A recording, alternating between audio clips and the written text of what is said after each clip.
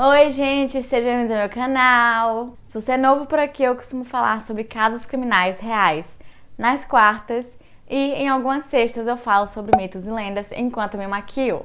Então, se você gosta desse tipo de conteúdo, não se esqueça de se inscrever e deixar seu like, que é muito importante para a divulgação do canal. E se você caiu nesse vídeo de paraquedas, eu estou fazendo um especial de Halloween de 7 dias, onde 5 vídeos serão de casos criminais e 2 do Make Mitos e Lendas, também relacionados ao Halloween. Então já ativa o sininho de notificação, porque assim você não perde nenhum vídeo. E também me segue lá no Instagram, que eu também tô fazendo alguns conteúdos por lá, relacionados à maquiagem. E chega de blá blá blá, vamos pro caso de hoje.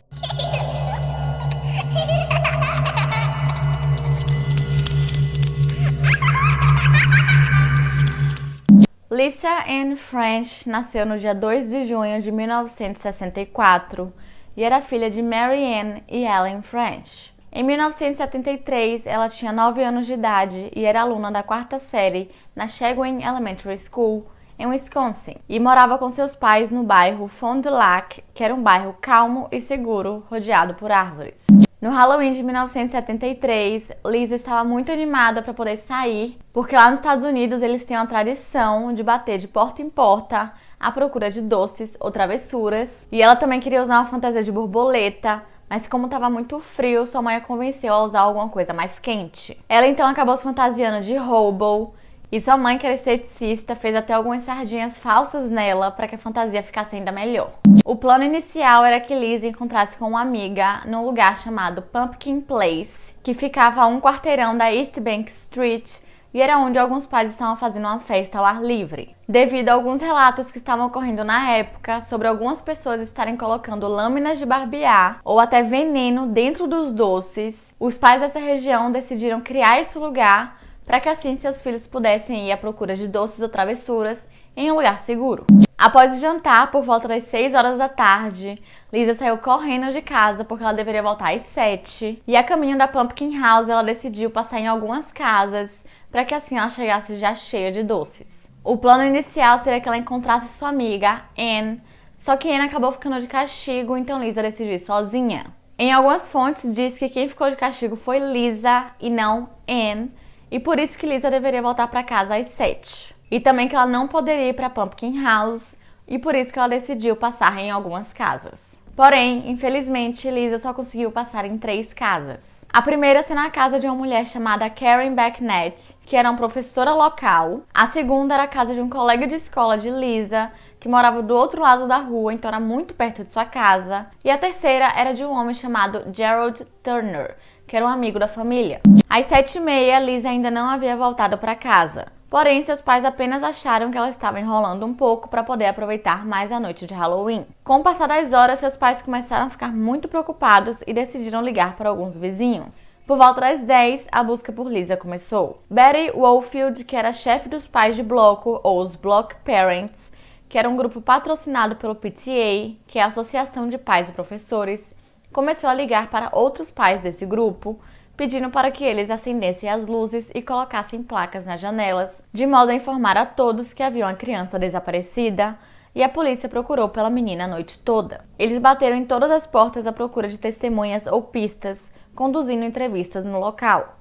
Essas entrevistas de porta em porta resultaram no interrogatório policial de Gerald Turner. Sua declaração inicial sobre onde ele estaria na noite de Halloween pareceu estranha para os detetives que o entrevistaram. Quando amanheceu, ainda não havia sinal de Lisa. Nos dias seguintes, 5.000 voluntários percorreram a cidade à procura da garota. A polícia e os cidadãos preocupados procuraram a pé e a cavalo, e a Guarda Nacional juntou-se a eles com seus helicópteros circulando a área e também aviões particulares. Pessoas com carros mais altos procuraram nos pântanos e a polícia vasculhou os rios e lagos. 6.000 cópias da foto de Lisa foram impressas e distribuídas pela cidade, e até mesmo postos de gasolina chegaram a distribuir 25 galões de gasolina para qualquer pessoa que estivesse disposto a procurar pela menina. No dia 3 ou 4 de novembro, Essa informação muda um pouco dependendo da fonte. De 1973, por volta das 11h30, um fazendeiro chamado Gerald Brown, que estava dirigindo o seu trator, quando ele tropeçou em 2 sacos de lixo que estavam na McGabe Road, perto da rodovia 49, na cidade de Taycheedah. E como era muito esquisito aqueles 2 sacos estarem ali, literalmente no meio do nada, ele resolveu investigar. Dentro de um dos 2 sacos estava o corpo de Lisa French e no outro, as suas roupas. A polícia foi imediatamente notificada daquilo e chegaram bem rápido no local, porém já haviam vários moradores da região que estavam extremamente desesperados porque todo mundo já sabia do desaparecimento de Lisa French. Um padre chegou a pular uma cerca que tinha, onde ele acabou até se machucando, para que ele pudesse chegar ao corpo da criança para orar por ela. E mais tarde, nos sacos de lixos foram coletados amostras de cabelo e de fibras. E toda a cidade lamentou a morte de Lisa. Literalmente toda a cidade. No dia 6 de novembro de 1973, a igreja luterana Emmanuel Trinity, em Fond du Lac, estava lotada de pessoas que estavam ansiosas para prestar seu respeito a Lisa French. E só as colegas de classe chegaram a ocupar 9 fileiras dentro da igreja. A esse ponto, os policiais estavam de olho em Gerald Turner, mas sua prisão não veio rapidamente. Em março de 1974, em uma entrevista com os investigadores, a história de Turner acabou mudando um pouco da que ele havia contado no ano anterior. No mês seguinte, os investigadores solicitaram que Turner fosse à delegacia para uma entrevista formal. Novamente, alguns dos detalhes que ele contou à polícia sobre aquela noite de Halloween contradisseram os detalhes que ele deu em entrevistas anteriores. Turner também concordou em fornecer aos investigadores amostras de seu cabelo, bem como fibras de uma colcha que tinha em sua casa. Os investigadores conseguiram comparar os cabelos e as fibras com aqueles retirados do corpo de Lisa e descobriu-se que eram iguais. A polícia voltou à residência de Turner depois que os testes foram concluídos no outono de 1974 e ele foi convidado a fazer um teste de polígrafo a respeito de sua lembrança de eventos que ocorreram naquela noite, porém ele recusou. No dia 8 de agosto, ele foi levado novamente para uma entrevista e dessa vez Gerald Turner confessou o assassinato de Lisa Ann French e detalhou o que aconteceu naquela noite de Halloween. Sua confissão afirmava que ele estava altamente motivado sexualmente quando Lisa Ann French entrou em sua casa na noite de Halloween e ele a levou para o seu quarto, onde a agrediu sexualmente. A certa altura, ele disse que percebeu que ela não estava respirando e tentou reanimá-la, mas foi quando sua namorada, Arlene Penn, chegou em casa. Ele então colocou meias nas mãos para mover o corpo para o banheiro. Penn disse ao júri que ela e sua própria filha voltaram para casa naquela noite de Halloween por volta das 7h15 da noite, depois de participar da festa na Pumpkin House, e encontrou Turner de roupão no sofá, alegando que estava doente. Penn saiu de casa novamente naquela noite para visitar sua mãe, mas disse que enquanto ela estava em casa, Turner foi para o quarto várias vezes para se deitar. Acredita-se então que quando Penn saiu de casa, Turner aproveitou para se livrar do corpo e das roupas de Lisa, dirigindo alguns quilômetros para fora da cidade. Uma autópsia conduzida pelo Fond du Lac County Medical Examiner determinou a asfixia como a causa da morte, e um patologista testemunhou que a menina morreu de choque durante o ataque.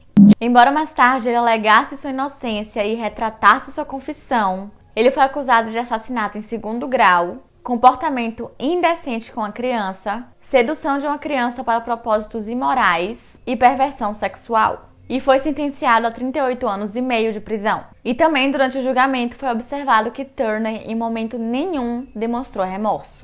O caso finalmente foi encerrado e Gerald Turner passou a ser conhecido como o assassino do Halloween.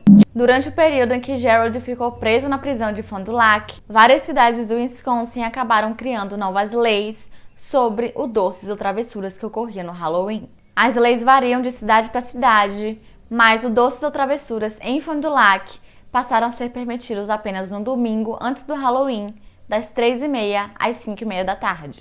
Até Milwaukee, que é a maior cidade do estado, tem regras anuais rígidas em relação a esse período, permitindo que as crianças façam Halloween apenas no domingo, das 1 às 4 da tarde. Gerald Turner foi liberado em liberdade condicional em 1992, após 17 anos de prisão. Autoridades da cidade, do condado e do estado, além de pessoas da comunidade, chegaram a fazer manifestações contra a soltura de Turner. Por um tempo, ele até conseguiu encontrar um trabalho em uma usina em Milwaukee, porém ele foi demitido depois de várias reclamações de pessoas que não se sentiam confortável com ele.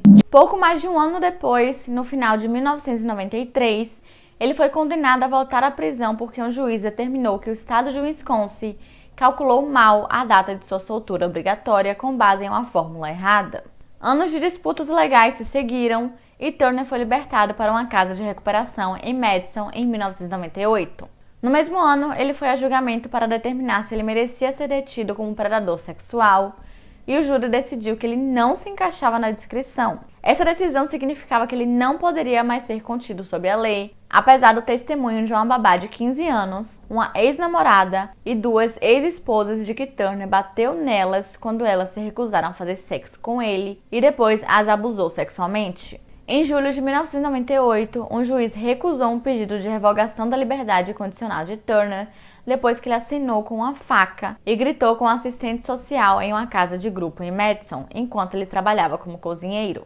Em 1999, ele chegou a um acordo não revelado com a Waste Management of Madison por se recusar a contratá-lo pelo fato de ele ter uma ficha criminal. Porém, o Wisconsin é um dos vários estados que proíbem os empregadores de considerarem condenações ao contratarem. 5 anos se passaram e Turner foi levado de volta para a prisão com uma sentença de 15 anos após encontrarem imagens e vídeos pornográficos de crianças. E em alguma das fontes eu vi também que ele estava assistindo na época muitos filmes de serial killer, o que para muita gente indicava que ele queria matar novamente. Além de encontrarem uma carta que ele escreveu para Lisa French. Querida Lisa, eu duvido que eu pudesse perceber completamente o terror que você experimentou em minhas mãos. Por aquela noite das crianças ter começado tão alegre para você, apenas para terminar tão tragicamente vai me assombrar para sempre. Eu ainda posso ver você de pé na porta com aquele chapéu de feltro radiante por ter me reconhecido. Então eu vejo o deleite em seus olhos se transformar em medo enquanto fecho a porta atrás de você. O resto da minha vida terei que conviver com o que fiz com você.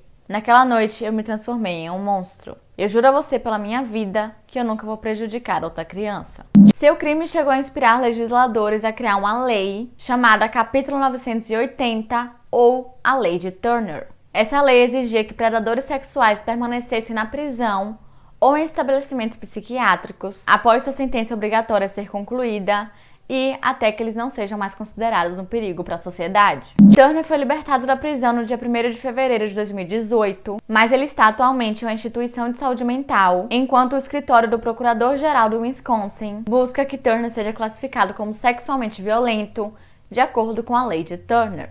Hoje em dia, Gerald Turner reside na St. Regis Secure Treatment Center, em Malston. Em 1993, Alan French, o pai de Lisa, chegou a apoiar a pena de morte. E no momento do assassinato de sua filha, ele e a mãe de Lisa estavam em processo de divórcio, então ele não via Lisa há mais de um mês devido ao trabalho. E por enquanto, o destino de Gerald Turner é indeterminado, já que seu caso está encerrado em uma batalha legal de idas e vindas ao tribunal e também aos olhos do público. Um tribunal estadual de apelações decidiu que o caso de Turner deve ser ouvido em um tribunal em Fond du Lac. E um juiz de Fond du Lac ouvirá o caso de Turner no dia 29 de outubro desse ano, essa semana, e ele decidirá se irá libertar Turner ou o internará em uma instituição de saúde mental pelo resto de sua vida.